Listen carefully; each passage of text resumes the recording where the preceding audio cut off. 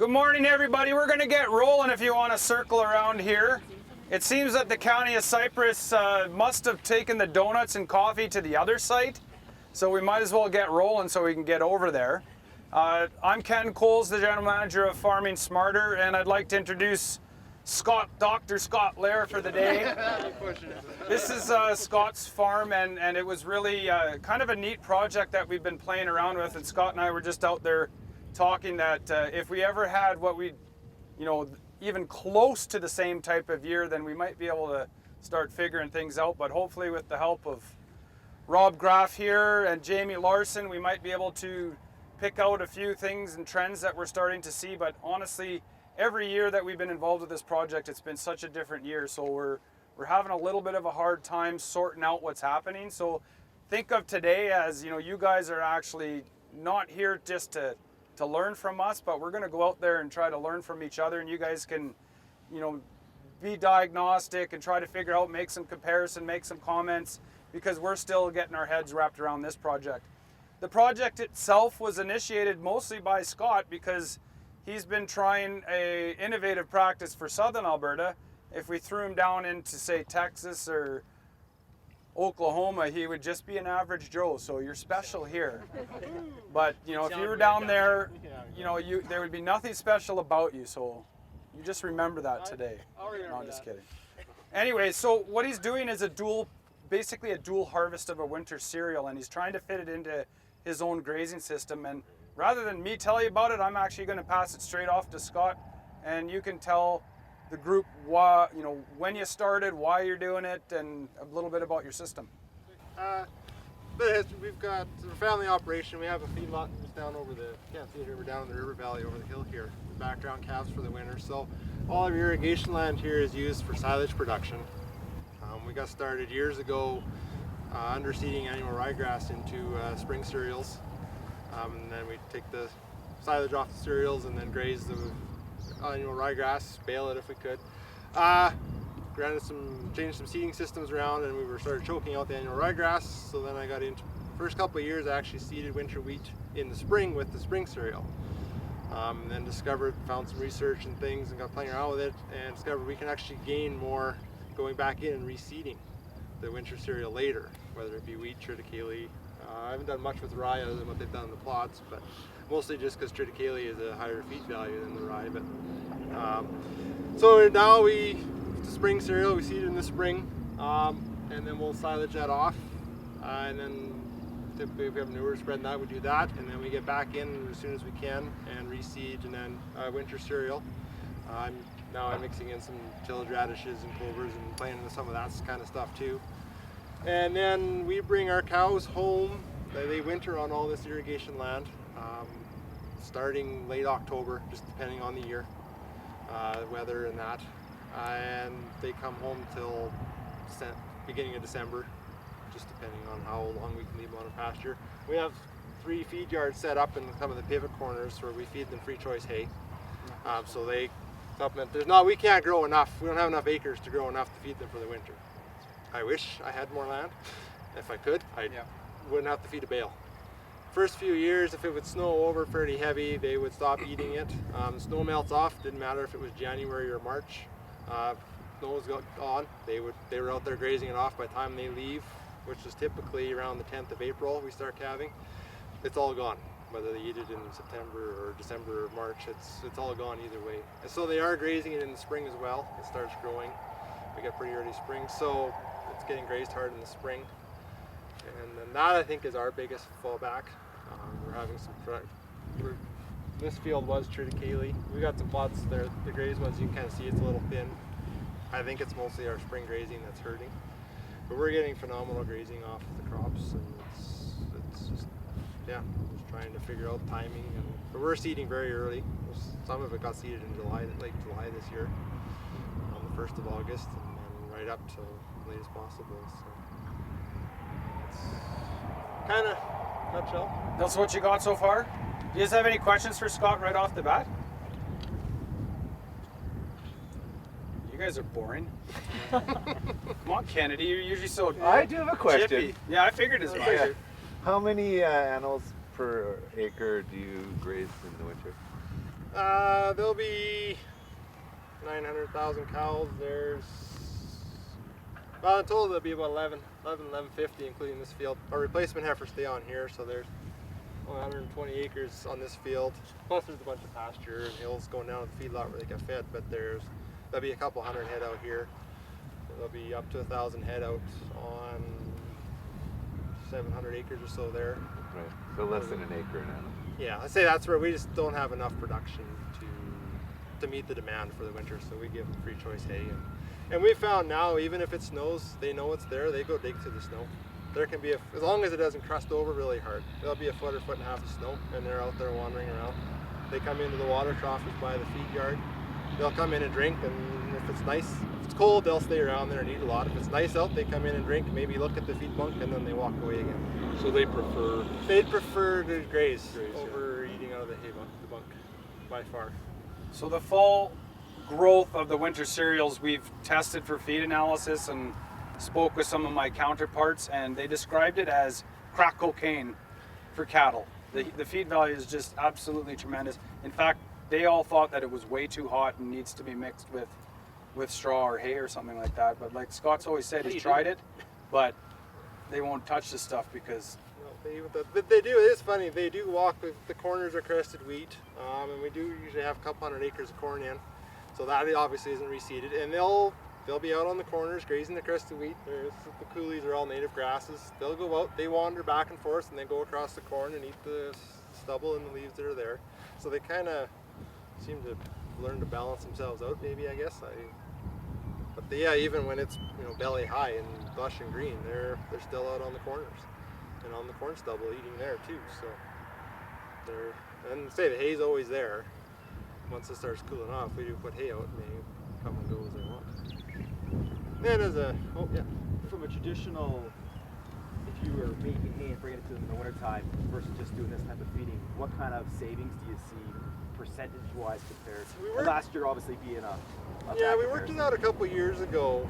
By the end of January, they were pretty much on straight hay. It was a pretty open winter. Till the end of January, we'd fed a third of what we'd had to feed otherwise. And then they still were grazing after that. But it was kind of we guesstimated. January 31st roughly is where kind of the break was. And so, plus, the other benefit is the manure. There's hardly any manure around the feed bunks anymore. It's all out on the field. Like there's a quarter or less at the bunk to push up and haul away as there would be otherwise. In my opinion, the cows are happier and healthier. They're out walking around. I mean, before we did any of this, they would walk to the feed bunk and eat, and they'd walk down the hill to the water trough, walk back up, and walk away far enough to be comfortable. They spread out and they lay down. Now they're spread out, say unless it's really cold. It gets 30 below and windy and everything else. I mean, they stay in the coulees and they just eat the hay. But I would too. I wouldn't want to walk around that either. So. But as soon as it warms up again, they're back out. We mix some straw in with the hay rash and put liquid supplement and that on it to get some minerals in there. But we have trouble getting them to eat the straw and stuff. Have you noticed a difference in rate of gain, in terms of growth and stuff like that between what you're doing now and what you did previously? Specifically weighed the cows. We did one year. I remember we brought most of them home, and then just a few days before preg testing, we brought the last couple hundred home, and you could pick out every one of those in the alley. Like I was working the alley vaccinating. You could pick every one of those cows that just came home out. They looked good, but there was a huge cows that had come home earlier definitely had more cover on the health scare. We turned some calves out on this field the one year. They were some cull cows, so we weaned them early. The feedlot wasn't ready, so we turned them out up here, and they were putting on a couple pounds a day. We weren't up here for long, but Dad weighed them when he brought them home, and then weighed them when we took them back in, and the rate was, I forget exactly what it was, but it was pretty phenomenal. And they were happy. Yeah. They weren't walking the fences or anything. They just came up here and settled right in. There's lots of different uses, lots of different potential uses for it. You don't limit graze, right, Scott? It's just no. We don't have water across fence. 120 acres of limit graze. Yeah, everything's wide open. We don't have enough water to cross fence and everything and rotate them around, so it's wide open. come and go and do what they want. So. And they're grazing in the spring. As soon as it starts growing, they're picking it off. That is our biggest problem, I think, is the spring grazing. Especially on a cold spring, it warms up, it starts growing, it freezes hard, kills it off, starts growing again. They're grazing it, it can't get ahead, freezes, dies off, starts again. 2 or 3 of those cycles, and I think that's our biggest. Looks like there's some seeding day stuff too, but from the sites there, but I think that's our biggest problem. We've had fields look really nice, and we can't kick the cows out early because they have to go into pasture, and then we have to feed them, and then you get a few of those things, and then even when they leave, it doesn't look bad, and it just keeps going backwards. So I think that's. If a person could limit the spring grazing, especially, I think it would make a huge difference. So you get a handle that basically trying to study a completely different system has a lot of moving parts, and it's very complicated to try to sort out some of the best management practices. And I believe that's probably why Scott approached Autumn with Ducks Unlimited to try to start doing a little bit of more analysis of the system. And then what happened there was they were putting cages out, trying to just get a handle on the impact of grazing on the winter survivability. And then they had approached us to see if we would be interested in getting involved in being a farmer-directed group. Basically, if a farmer comes and asks us to do something, we'll try our best to do it, but it's always tricky to find a way to fund it. So this project did end up getting funded through Growing Forward, actually. Ducks Unlimited supported it, the Wheat Commission supported it, and then matched by the federal government through Brian Barris's bigger winter cereals agronomy project. So we were able to get a few plots out here, and what we got interested in is, okay, so we're talking about having a better understanding of certain management practices that will hopefully be able to give us some ideas on, when's the right time to seed, and do we need to incorporate different types of winter cereals.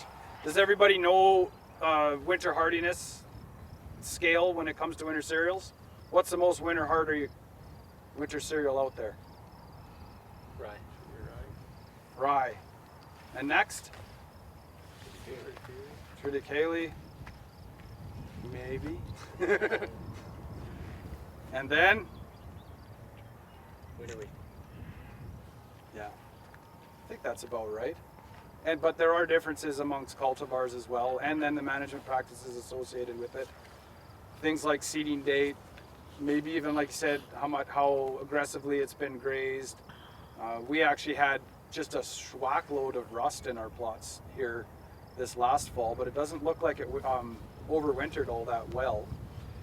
To give you a perspective on sort of winter survivability, it's funny when you come out to Medicine Hat here, there is a stigma that winter wheat doesn't survive. Is that fair to say? There's probably nobody from Medicine Hat here. Everybody's out spraying. And we've seen that, Medicine Hat is known for its heat. It's a very warm area, it's got a lot of heat units, but its winters are actually a lot harder than Lethbridge even. So that's one thing that we've noticed, right off the bat, especially in dealing with our projects with winter peas. Same thing, the winter peas and winter lentils, they just did not survive out here. And often I agree, I think in that whole project we found that more often than not it was the spring conditions that decided whether it was going to survive or not. And too many freeze-thaw cycles. Yeah, it just breaks dormancy, it loses its the hardiness essentially. It acclimatizes. Yeah. So I think that having Rob here too can attest that they've made drastic improvements with the winter hardiness of winter cereals over the years, but not drastic. No, I would say there's the best we've got is pretty close to North Star level, but we haven't gotten beyond that. Okay. And I was gonna mention about the relative scale triticale and winter wheat, and Jamie, you may want to say something about this as well.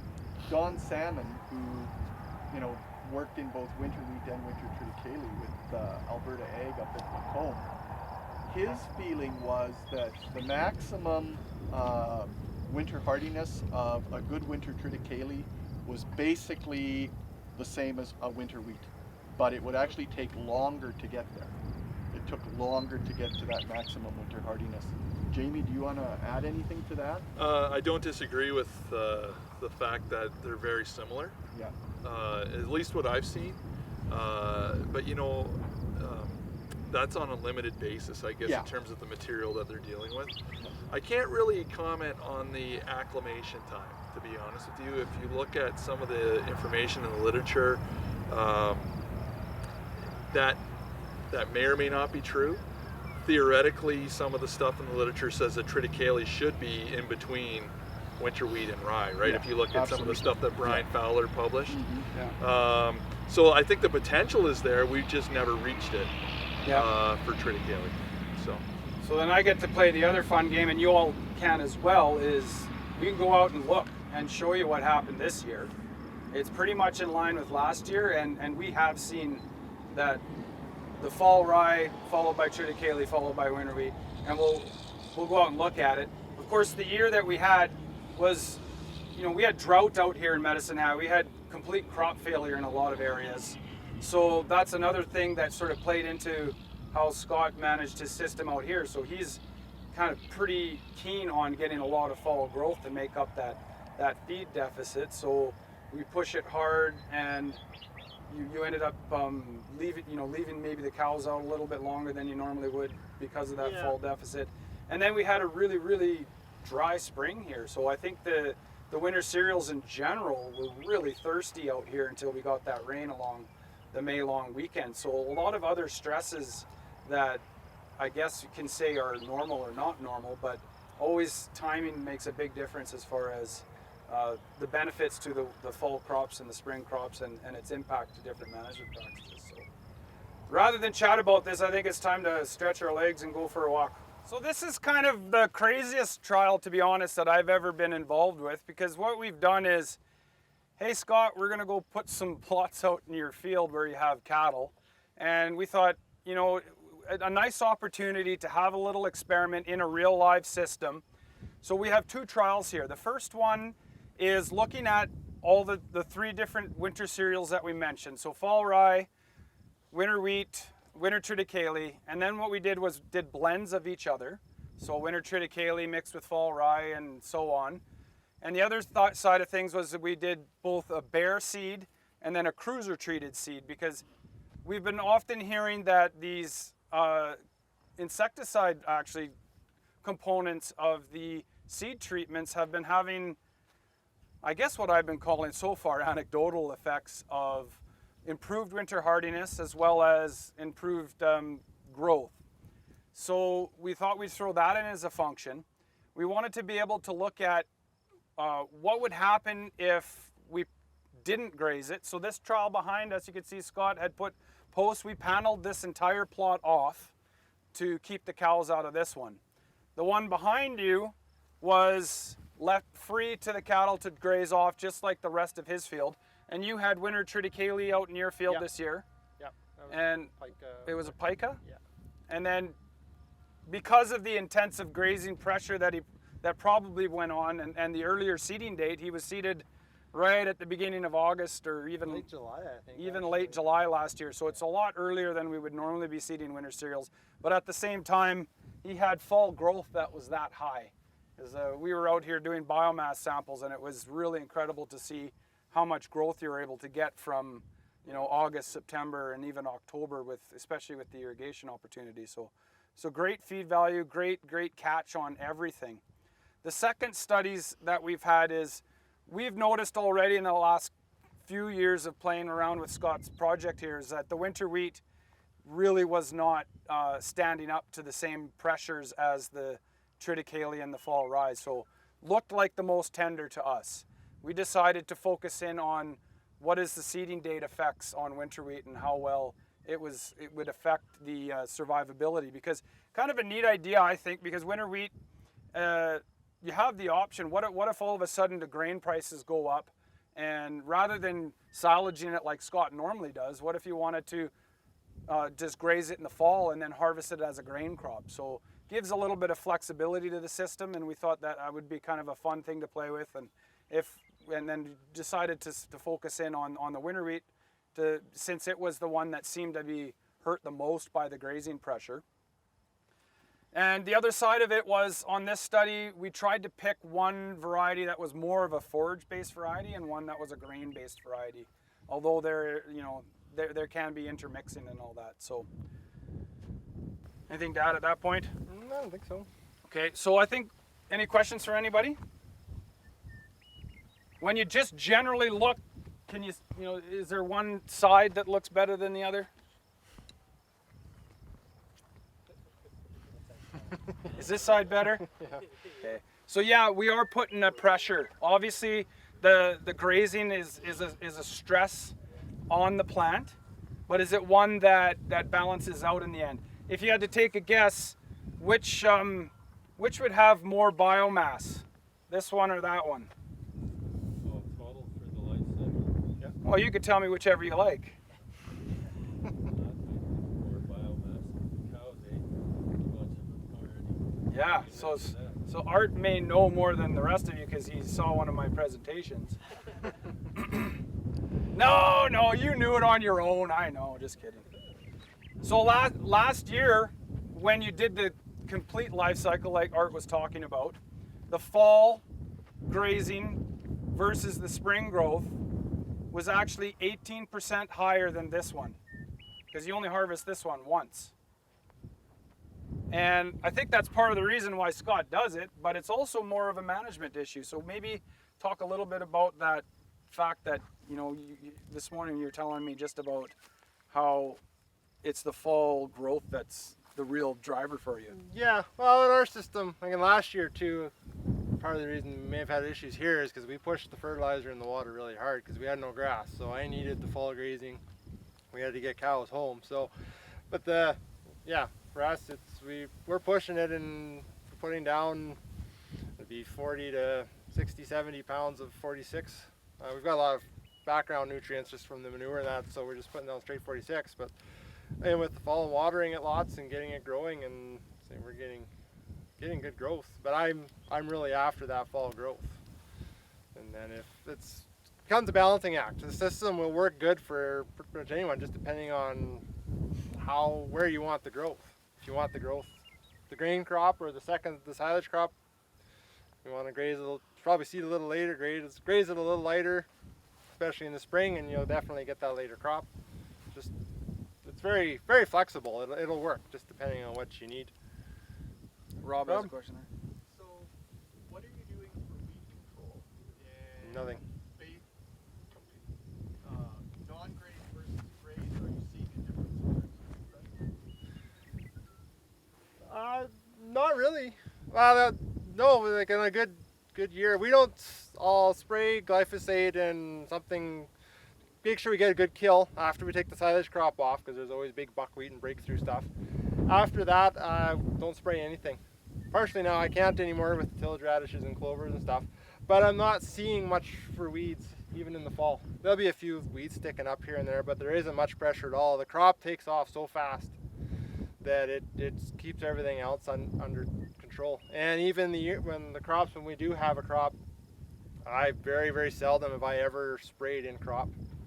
It's so competitive that it gets going so early that it outcompetes everything. There's no need. Your spring seeded stuff, do you have to spray in crop then at that point? You do. Yeah. With the manure and stuff especially, we're just planting seeds every year too. This field's looking pretty clean right now. This was just finished seeding this the Wednesday just before the long weekend, before we got all the rain, a Tuesday or something. So it just came up after the long weekend. So weeds are pretty good yet. One of the neat things that I think Scott has always said is that even if he doesn't have it survive, it's still worth its while, because he can just come in and seed a barley crop. So that's pretty cool. If it's worth it on its own, then if we ever do get the combination where you get both, then it's kind of a really added benefit. The neat thing about this study is, this year his pica, he had to take it out and seed barley. but we've got the plots behind us to give us an indication of what would have happened, and you guys can decide for yourselves whether he made a good decision in spraying out his pike and reseeding the barley. So I think what we'll do is we'll run through this plot here first, because this is the side that was grazed, and you guys can make your own judgments on how things went. So it's a little bit small, but we've got this one right here is a fall rye Prima mixed with fridge with no seed treatment. So we are going to get a reasonable crop, but you can tell it's a little bit thinner than across the side. We've got Luoma untreated here. That's a triticale. What are your guys' experience with the insecticide treatments like cruisers? Have you noticed any difference in growth habit? Any experience at all? Jamie? Yeah, so I've had a trial that we've been putting out in Lethbridge and in Vauxhall. And it's a range of winter wheats that we got some from Rob, and then we got some from Eastern Canada, so they're a little bit more tender, just to try to see if there was an effect. So this year, no effect. Last year, Lethbridge, no effect. At Vauxhall, where we actually saw winter survival issues, there was an effect. Mm-hmm. The interesting thing, so from a winter survival perspective, I think the difference was about 15% or something like that on average, and the trend was consistent. There was no interaction, meaning that some varieties, they all reacted the same. Okay. The interesting thing is when you went to grain yield, there's no significant difference for grain yield. Yeah.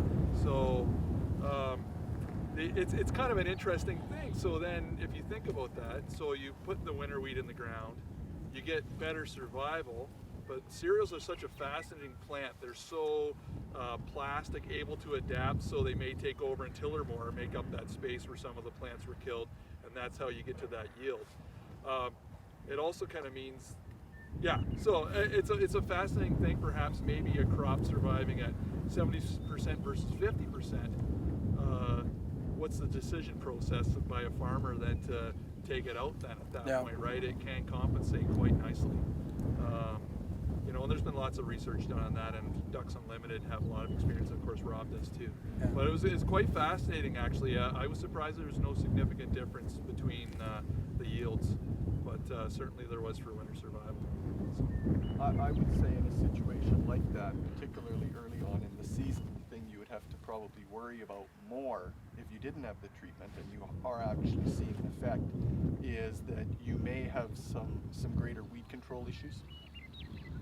And so, you know, that could enter into the whole equation as well. Yeah. Basically everything that Jamie says, we've seen that so far in this trial as well. There seemed to be a benefit on the fall growth with the cruiser treatment overall, and it was very near statistically significant. So just depends on where you want to set your p-values and all that, but it didn't show up in yield as well. In fact, neither did the grazing. There was no statistical difference in our end yield, despite the fact that the grazed area we had 60% overall survival on what we seeded, and then that side had 100%. And I think that just sort of echoes exactly what you say. You have a lighter stand, but in the end it ends up compensating for itself. So it becomes a risk management type tool. Exactly. Yeah. I do treat everything I see when seeding. I just say risk management. I did see a difference one year. It has a bit of Vitavax, and then we changed seeds or something and used a bit of Raxel. And there was a line in the field. But with the irrigation and the spring cereal and pushing it, there is some disease and not going to build up. And we're seeding July and August, and so I just kind of do it just to make sure there's helping eliminate that stress. It's there. And what the difference was between those two, whether it was weren't working better than the other or something else, I don't know for sure. But I treat just to be safe. If you're gonna combine it and you've got a crop that had 50% survival and it's compensating, the yield's the same, but is the harvest staging different between one that had full winter survival? I'd have to go back and look at the maturity date. I don't think there was much of a difference at Vauxhall last year. It was pretty dry and things caught up. It's possible, but I think, I think you're going to have a bigger range in maturity within the plants itself. So obviously harvestability is going to be better with a nice even stand. And I would expect, again, depending on the year, that there could be differences there. Yeah. I'm pretty sure we did, even with our plot combines, there was some challenges. Yeah. Spring grazing would have more of a better look at. well, this You is, can yeah. look at them because there's quite a difference between. But then these were grazed till on the 10th of April. And there was, the growth over there was probably like that. And there was nothing. And there's clearly still lots of time for this to catch up too. Oh yeah. So we've got fall rye Prima with cruiser treatment there. This is a winter wheat or winter triticale fridge. Survived not too badly. Prima again untreated, so I'm not sure that there's visually any difference. And then something happened right here. Can you guess without looking at the sign? Something with the splitter. We're gonna end the tour right now if you guys don't answer something. Cow died. Yeah, there was an issue with the outside row. That's clearly not the same, but this is the winter wheat now. So the winter wheat really didn't like it. This is ptarmigan untreated, so very poor survival. Keep that in mind when we're looking at the rest of the blends. If there's a blend, it's probably mostly either fall rye or triticale. I would point out though that ptarmigan is not the most winter hardy variety out there. Yeah. There are some lines that run through like 2 or 3 plots and spaces and stuff. There was a fair bit of volunteer spring cereal growth, and they didn't get grazed off as well after it froze and that. So and it did. You can't tell it now, but when I walked them last fall, and stuff, you could see that had an effect on some of the plots. Yeah. There will be the odd gaps too where we've taken out plant counts as well.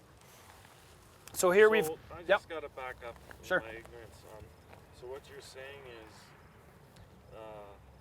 it was the winter wheat's survivability through even the freeze-thaw cycles in the spring that caused the death.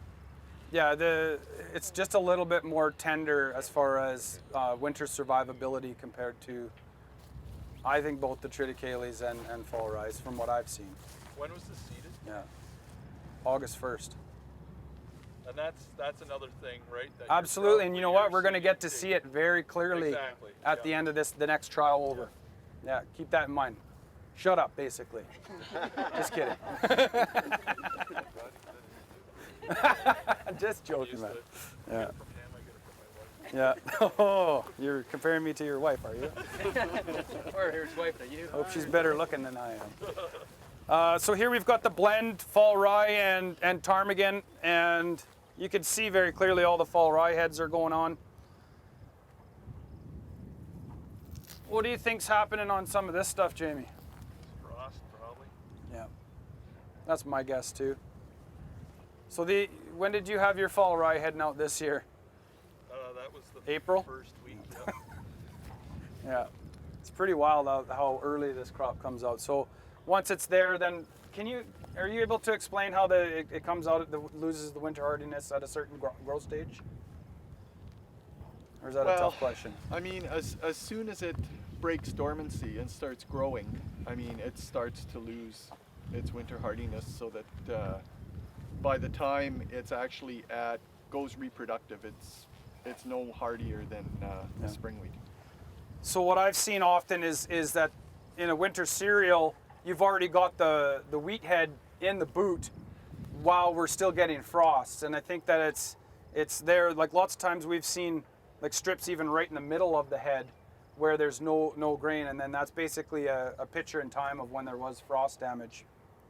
So that is something to keep in mind. So this is that same winter wheat as over there, ptarmigan with the cruiser treatment. Does it look any better? Yeah. A little bit, doesn't it? It's not great. But it does look a little better, and this could be a visual cue of the effect of that cruiser seed treatment. I'm not going to tell you that it is, but it's just something that we are looking at, and again, it's another management tool possibly if you're going to be doing what Scott is doing, and is putting the ultimate stress and test on a winter cereal. Not only is he seeding it earlier than he should, he's letting his cows chew on it and stand on it and pee and poop on it and everything. So we've got a fridge and ptarmigan here.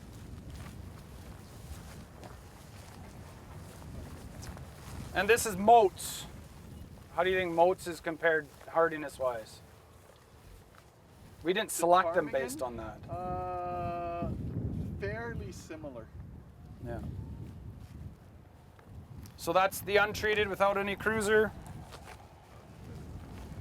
Triticale, fridge, and ptarmigan together. Fall rye and ptarmigan. Mostly fall rye in there.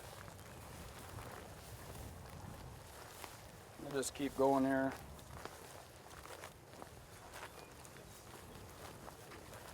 So here's that winter wheat with cruiser. Any difference? Not sure that I'm seeing any. Yeah. But we are seeing that the winter wheat's definitely more tender, eh? So now we're going to look at that seeding date. You're allowed to talk now, Jamie. You keep talking. Help us out. Help us out, man. Okay, so we chose just the winter wheats in this next study, and this was wanted to look at the seeding day because I've seen very often. What do you guys think is the optimum seeding date for winter wheat? Whenever you have free time. Yeah. Well, we're south of the river. Yeah, that's right. That means it's until September 30th. It's all based on AFSE, is that right? Yeah, whatever your And crop as insurance soon as you're north allows. of the river, it's September 15th. Okay, that's you want the. a Saskatchewan answer? Yeah, sure. You can back me up on this, Josh. You want to get it in by the 15th of September? Yeah, Nice I and was early. going to say here by the end of the second week of September for sure. That Okay. would be optimal. Yeah. That first 2 weeks of September. And of course, there's no rules of thumb in agriculture that are set in stone based on the tremendous variation in weather that we have. But so this one here was Moats, September 28th. Remember, this was also grazed. Doesn't look too bad though, right? Think of Moats that we just looked at over there. Yeah. Huge difference, eh? That's also a pretty big difference in seeding date. But what's the drawback on this side? Less grazing. Yeah. So there's always a trade-off. If Scott's priority is lots of feed for the fall and winter, this is a significant trade-off. But you have a crop. You don't have to reseed it. We've taken 12, 13 ton silage crops off winter cereals too. Yeah. In the right years. Ptarmigan, August 10th. Yeah, I'm quite surprised in all of the seeding date studies that we've had in how ugly winter wheat looks when we seed it too early. And I've seen that at many studies. Part of Brian's study, Yvonne Lawley out of the University of Manitoba is leading this study, and it's really amazing how terrible the early seeded crops look. I think you'll get a chance to see that at the other site as well. So even the cruiser seed treatment here didn't seem to make a big difference on Moats, so seeded August 10th.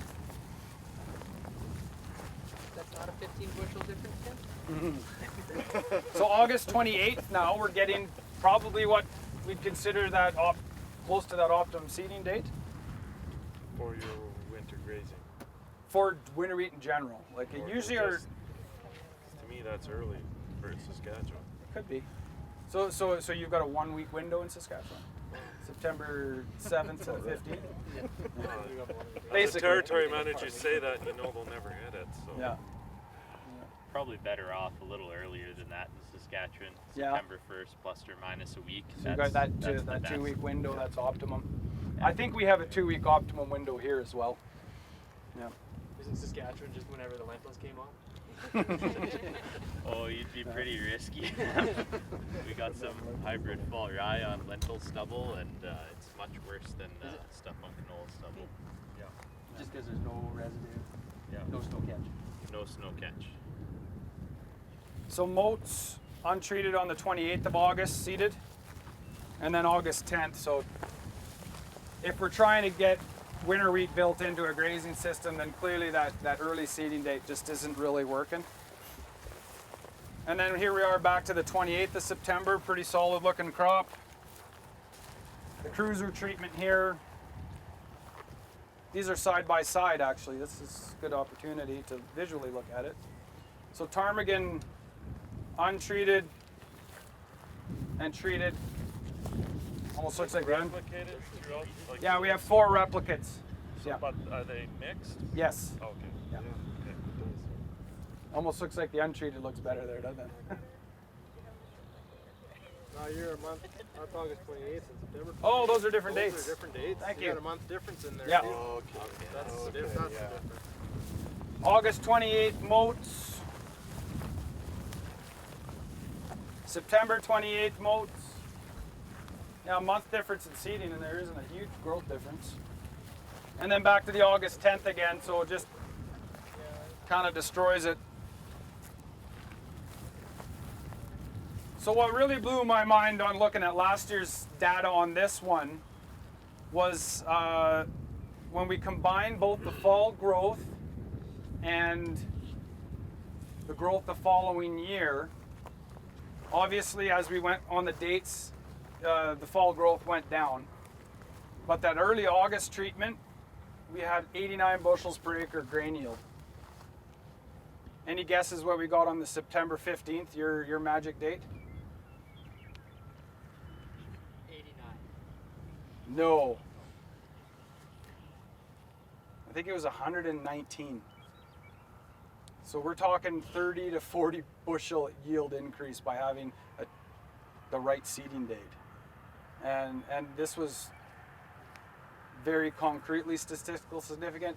Then when we went back into October, guess what the yield was? Pretty close, 87.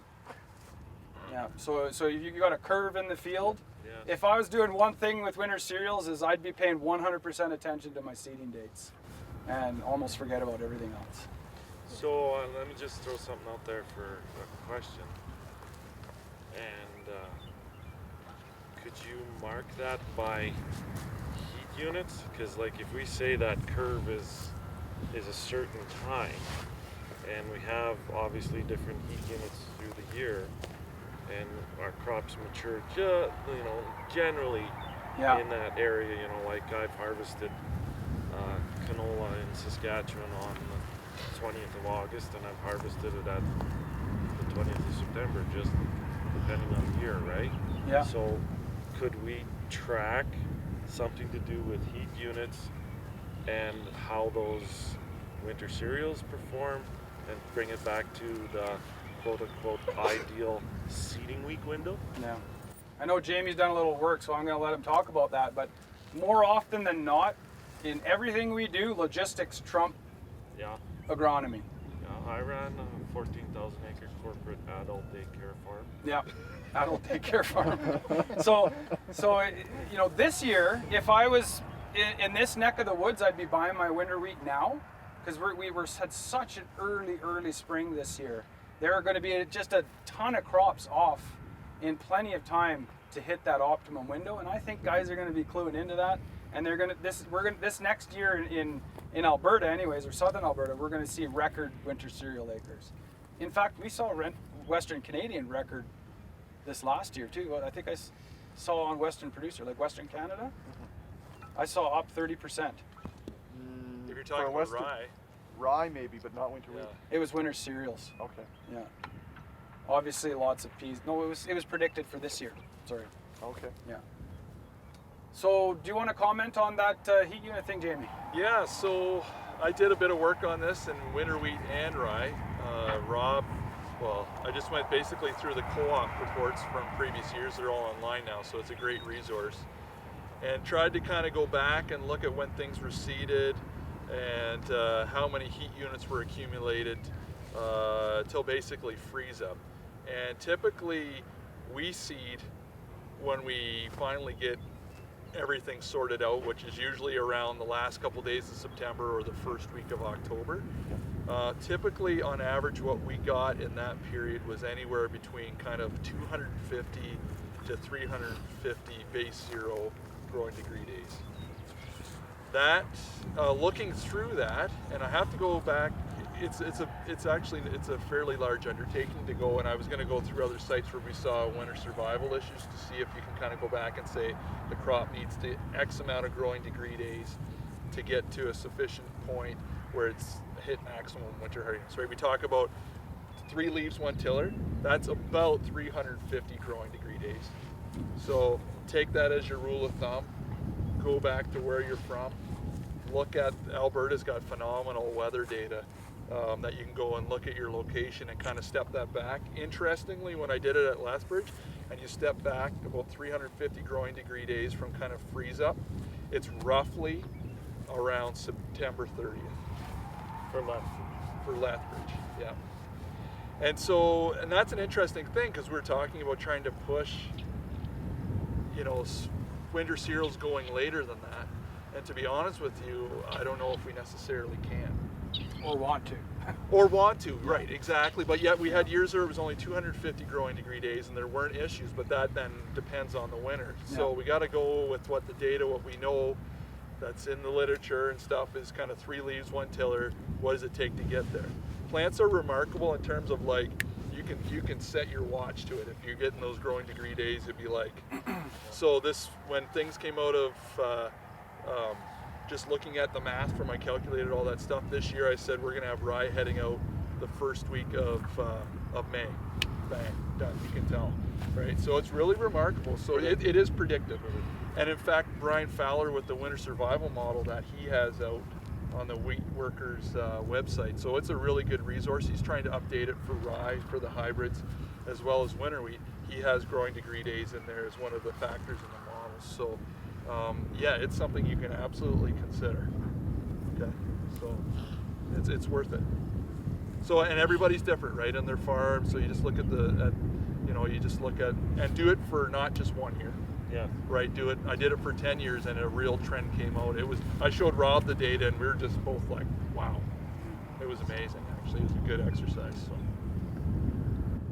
Yeah, so if you do take one thing back on any of this is seeding date is absolutely critical. And I know a ton of farmers in southern Alberta, they don't even bother seeding until October 1st or later. And you know, you may come out with a 100 bushel winter wheat crop and be totally happy, but you could have had 140. Yeah.